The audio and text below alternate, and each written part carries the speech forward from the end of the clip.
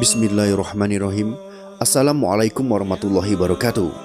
Semoga informasi yang kami sajikan ini bisa bermanfaat untuk kita semua. Selamat menonton. Nahdlatul Ulama atau yang disingkat dengan NU adalah sebuah organisasi Islam terbesar di Indonesia. Organisasi ini berdiri pada tanggal 31 Januari tahun 1926 dan bergerak di bidang keagamaan, pendidikan, sosial, dan ekonomi. Pendirian NU digagas para kiai ternama dari Jawa Timur, Madura, Jawa Tengah, dan Jawa Barat yang menggelar pertemuan di kediaman Kiai Haji Wahab Hasbullah di Surabaya. Selain Kiai Haji Wahab Hasbullah, pertemuan para kiai itu juga merupakan prakarsa dari Kiai Haji Hasyim Asy'ari. Yang dibahas pada waktu itu adalah upaya agar Islam tradisional di Indonesia dapat dipertahankan. Maka dirasa perlu dibentuk sebuah wadah khusus. Sebenarnya upaya semacam itu sudah dirintis Kiai Wahab jauh sebelumnya bersama Kiai Haji Mas Mansur, seperti yang ditulis oleh Ahmad Zahro dalam buku tradisional intelektual NU Lajnah Bahthul Masail 1926-1999 tahun 2004. Kiai Wahab mendirikan Nahdlatul Wathon yang artinya kebangkitan tanah air pada tahun 1914. Martin van Brulnessen dalam buku berjudul NU, Tradisi, Relasi-relasi Kuasa, Pencarian Wacana Baru tahun 1994 menyebut bahwa boleh dibilang Nahdlatul Wathon merupakan sebuah lembaga pendidikan agama bercorak nasionalis moderat pertama di Nusantara. Sebagai catatan, Nahdlatul Wathon versi Kiai Wahab dan Kiai Mas Mansur ini berbeda dengan lembaga bernama serupa yang didirikan Tuan Guru Kiai Haji Tengku Muhammad Zainuddin Abdul Majid di Lombok, Nusa Tenggara Timur pada tahun 1953. Kehadiran NU merupakan salah satu upaya melembagakan wawasan tradisi keagamaan yang dianut jauh sebelumnya, yaitu paham Ahlus Sunnah wal Jamaah. Selain itu, NU sebagai organisasi-organisasi pribumi lain baik bersifat sosial, budaya atau keagamaan yang lahir di masa penjajah, pada dasarnya merupakan perlawanan terhadap penjajah. Hal ini didasarkan berdirinya NU dipengaruhi kondisi politik dalam dan luar negeri, sekaligus merupakan kebangkitan kesadaran politik yang ditampakkan dalam wujud gerakan organisasi dalam menjawab kepentingan nasional dan dunia Islam pada umumnya. Akibat penjajahan maupun akibat kungkungan tradisi telah mengunggah kesadaran kaum terpelajar untuk memperjuangkan martabat bangsa ini melalui jalan pendidikan dan organisasi. Gerakan yang muncul pada tahun 1908 tersebut dikenal dengan kebangkitan nasional. Semangat kebangkitan terus menyebar setelah rakyat pribumi sadar terhadap penderitaan dan ketertinggalannya dengan bangsa lain. Sebagai jawabannya, muncullah berbagai organisasi pendidikan dan pembebasan. Merespon kebangkitan nasional tersebut, Nahdlatul Wathon atau Kebangkitan Tanah Air dibentuk pada tahun 1916. Kemudian pada tahun 1918 didirikan Taswirul Afkar atau dikenal juga dengan Nahdlatul Fikri atau Kebangkitan Pemikiran. Sebagai wahana pendidikan sosial politik kaum dan keagamaan kaum santri, dari situ kemudian didirikan Nahdlatul Tujar atau pergerakan kaum saudagar. Serikat itu dijadikan basis untuk memperbaiki perekonomian rakyat. Dengan adanya Nahdlatul Tujar itu, maka Taswirul Afkar selain tampil sebagai kelompok studi juga menjadi lembaga pendidikan yang berkembang sangat pesat dan memiliki cabang di beberapa kota. Berangkat dari munculnya berbagai macam komite dan organisasi yang bersifat embrional dan ad hoc, maka setelah itu dirasa perlu untuk membentuk organisasi yang lebih mencangkup dan lebih sistematis untuk mengantisipasi perkembangan zaman.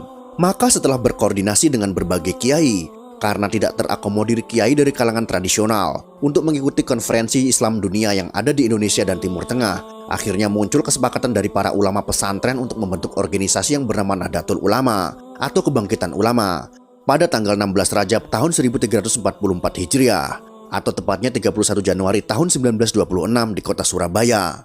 Organisasi ini dipimpin oleh Kiai Haji Hasyim Asy'ari sebagai Rais Akbar.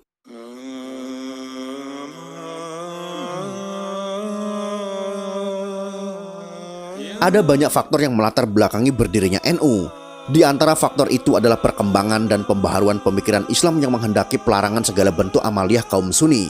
Sebuah pemikiran agar umat Islam kembali pada ajaran Islam murni, yaitu dengan cara umat Islam melepaskan diri dari sistem bermazhab. Bagi para kiai pesantren, pembaharuan pemikiran keagamaan sejatinya tetap merupakan suatu keniscayaan. namun tidak dengan meninggalkan tradisi keilmuan para ulama terdahulu yang masih relevan. Untuk itu, Jamiah Nahdlatul Ulama cukup mendesak untuk segera didirikan.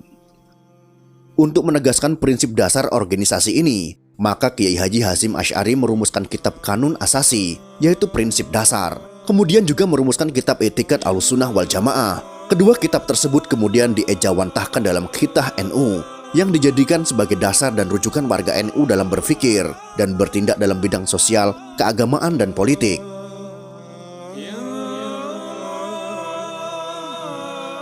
NU menganut faham Ahlussunnah wal Jamaah, merupakan sebuah pola pikir yang mengambil jalan tengah antara ekstrem akli atau rasionalis dengan kaum ekstrem nakli atau skripturalis. Karena itu sumber hukum Islam bagi NU tidak hanya Al-Quran dan Sunnah, tetapi juga menggunakan kemampuan akal ditambah dengan realitas empirik. Cara berpikir seperti itu dirujuk dari pemikir terdahulu, seperti Abu Al-Hasan Al-Asy'ari dan Abu Mansur Al-Maturidi dalam bidang teologi atau tauhid atau ketuhanan. Kemudian dalam bidang fikih, lebih cenderung mengikuti mazhab Imam Syafi'i dan mengakui 3 mazhab yang lain, Imam Hanafi, Imam Maliki, dan Imam Hambali, sebagaimana yang tergambar dalam lambang NU berbintang 4 di bawah. Sementara dalam bidang tasawuf, mengembangkan metode Al-Ghazali dan Syekh Junaid Al-Baghdadi yang mengintegrasikan antara tasawuf dengan syariat. Gagasan kembali ke Khitah pada tahun 1984 merupakan momentum penting untuk menafsirkan kembali ajaran Ahlussunnah wal Jamaah serta merumuskan kembali metode berpikir, baik dalam bidang fikih maupun sosial, serta merumuskan kembali hubungan NU dengan negara. Gerakan tersebut berhasil kembali membangkitkan gairah pemikiran dan dinamika sosial dalam NU. Dalam mendukung basis pendukung atau warga NU, ada beberapa istilah yang perlu diperjelas, yaitu anggota, pendukung atau simpatisan, serta muslim tradisionalis yang sepaham dengan NU. Jika istilah warga disamakan dengan istilah anggota, maka sampai hari ini tidak ada satu dokumen resmi pun yang bisa dirujuk untuk itu. Hal ini karena sampai saat ini tidak ada upaya serius di tubuh NU di tingkat apapun untuk mengelola keanggotaannya. Apabila dilihat dari segi pendukung atau simpatisan, ada 2 cara melihatnya. Dari segi politik, bisa dilihat dari jumlah perolehan suara partai-partai yang berbasis atau diasosiasikan dengan NU seperti PKB, PNU, PKU, Partai Sunni, dan sebagian dari P3. Sedangkan dari segi paham keagamaan, maka bisa dilihat dari jumlah orang yang mendukung dan mengikuti paham keagamaan NU. Maka dalam hal ini bisa merujuk dari hasil penelitian Saiful Mujani pada tahun 2002, yaitu berkisar 48% dari Muslim santri Indonesia.